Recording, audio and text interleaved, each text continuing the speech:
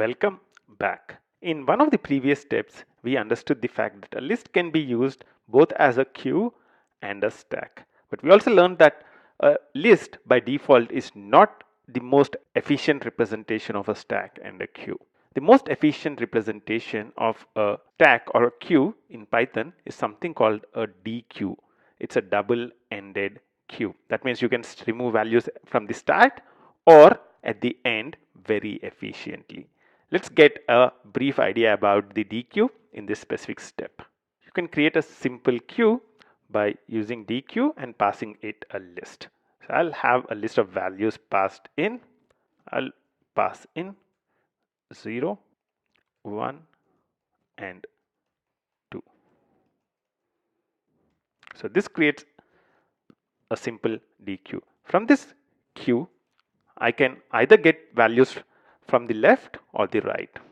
So if I want to start processing values from the right, then I can do q.pop.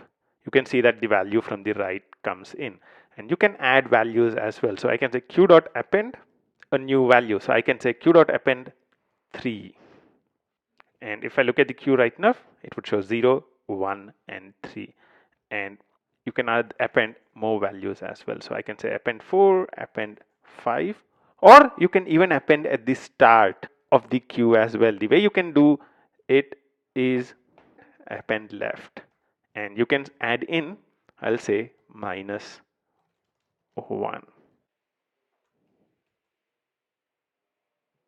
Actually, the name of the function is append left with a small l, and I can do minus 1.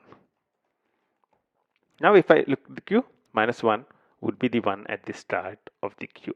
So with a deque, you can either insert at the start and the end or remove values from the start and the end. This is much more efficient than the typical list when it comes to processing values at the start of the list or at the end of the list. We already looked at the q.pop. What does it return? It returns this one.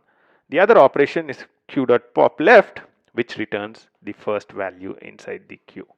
In this quick step, we looked at deque. Deque is one of the collections which is implemented in the collections module, and it's very useful when we would want to have typical queue processing or kind of a stack processing. For these use cases, deque is much more efficient than using a list. I'll see you in the next step. Until then, bye-bye.